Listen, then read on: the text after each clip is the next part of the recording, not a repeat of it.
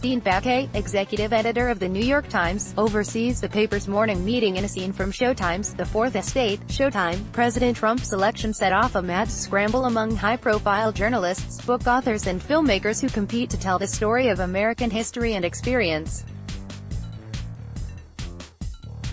Overnight, they all needed an exclusive yet meaningful vantage point. Some, like author Michael Wolff, looked for a way to slither into a ringside seat. Others headed for the great flyover to spend time with the forgotten citizens who connect to the new president's bombast. Liz Garbus, one of the finest documentary filmmakers working today, followed another instinct altogether, asking to embed a film crew in the white-hot center of the most elite and most maligned spot in mainstream media, the newsroom of The New York Times.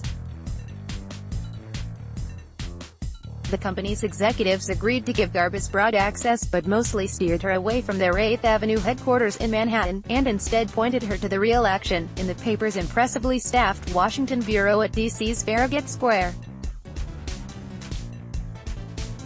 There, Garbus trailed Times reporters and editors from Inauguration Day, as they began a frantic process to accurately convey and comprehend the first year of an administration intent on making up the rules as it goes along.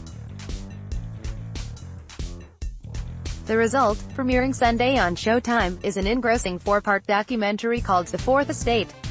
Although it is filled with sort of pulse-quickening journalistic jujitsu, one expects the deadlines, the doggedness,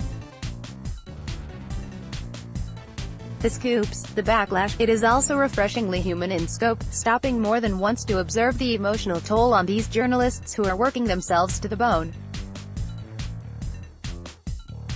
Investigations editor looks at the time and realizes that Valentine's Day dinner is shot. One reporter works out his angst late at night hitting balls at the driving range. Another reporter, a divorced dad, rouses his sleepy kids to get them ready for school as he prepares to face whatever fresh hell the White House beat will deliver today. And reporter Maggie Haberman, whose stock at the paper soared on her years spent closely covering Trump when he was a Page 6 persona, now finds herself on an endless Acela loop between home in New York and her beat in Washington, starting early and ending late, often with a round of TV appearances on the cable news shows, which means a makeup session and a hair blowout.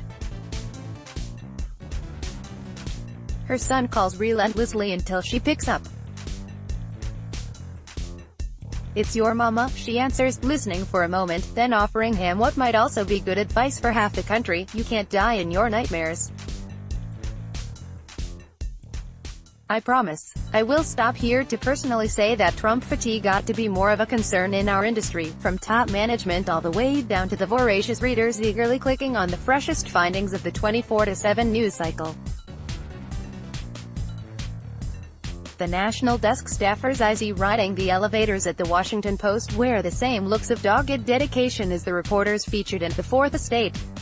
They're unable to get off their own ego-powered treadmills and hopelessly uncompensated for all the extra, yet vital, hours the work requires.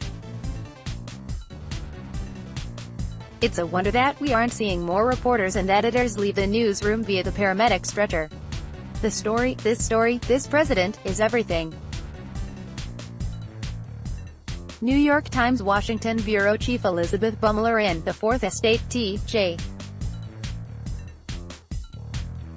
Kirkpatrick, Showtime. Mark Mazzetti, Washington Investigations Editor of The New York Times. T.J.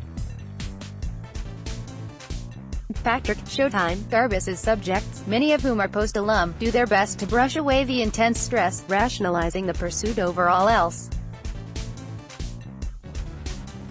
They over-caffeinate and nibble their nails down to nubs in mortal fear of getting beat on a story. The notes in the film's score grow noticeably more ominous during a shot of the Post's K Street Tower, on the night of a particularly harsh scooping. "I don't know how all of this will end," the Bureau's chief, Elizabeth Bumler, says at one point. "I don't know how long it's going to last. But we will all look back on this and tell our children, we were in the Washington Bureau at this moment and we covered it. I may never cover a story this big," says reporter Michael S. Schmidt. I may never have the opportunity that I have now, and I feel that I have to give it everything that I have. I am single and I live by myself and I have no other commitments. I work on that's what I do. I don't even have food in my apartment. Garbus's quiet lionization of their efforts will naturally disgust viewers who've fallen in lockstep behind the president's constant media vilifying. On assignment, the Times reporters are frequently berated by Trump supporters. Their attempts to fan out and understand the ramifications of policy on these voters' lives are sometimes met with slammed doors and lectures about fake news.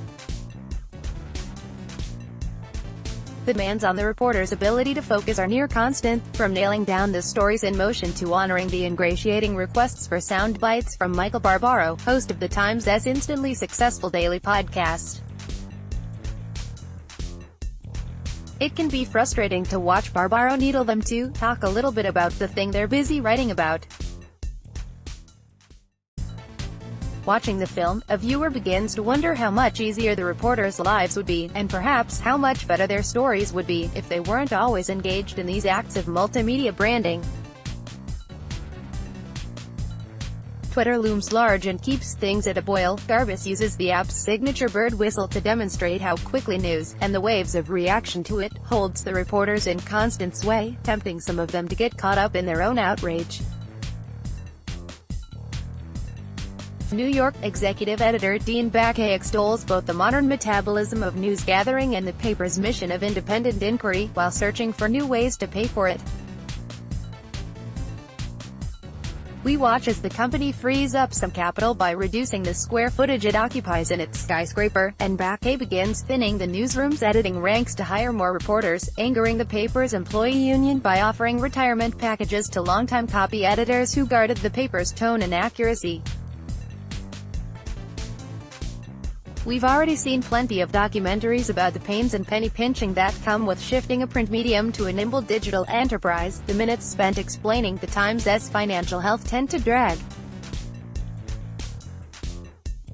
The film is most compelling when it's right in there listening in on phone conversations or hovering behind reporters as they rush to file. If you love watching harried wordsmiths dither over changing, fraught, too dire, too treacherous, then this is your jam. The Times headquarters in New York. T.J. Kirkpatrick, Showtime. Depending on one's particular beef with the Times, the Fourth Estate tends to deliver. Those concerned about media diversity will surely notice that a paper with an African-American editor and a female Washington bureau chief can still so closely resemble the old club, disproportionately white and male. If you're waiting to watch as former White House reporter Glenn Thrush gets a 2-month suspension for improper behavior, becoming one more example in a sweep of. And if you're looking for evidence of bias creeping into the story agenda, bias of any flavor, I predict you'll find some. As naive as it sounds, I hope this film reaches an audience beyond nitpicky Times aficionados and self-fascinated journalists. We live in an era where fewer citizens seem to understand that there are many kinds of media, some better than others. And when people do make films about newspapers anymore, dramatic or documentary, they're usually nostalgic for an era that's never coming back. On that point, in all 4 episodes I don't recall seeing any of those sentimental shots of presses rolling. Instead, close-ups of the soft keystrokes that create and edit stories seemed to faintly echo the clattering wire service readouts. Director Alan J. Pakula used in his Watergate movie, All the President's Men, rather than presses, the most important object in The Fourth Estate. It is a rectangular blue icon on the Times' content management system, marked Publish. Whenever an editor in the Washington bureau hovers the mouse over it and clicks, it's a subtle yet enthralling expression of freedom. The Fourth Estate, 90 minutes, first of 4 parts, premieres Sunday at 7:30 p.m. Continues June 3, 10 and 17.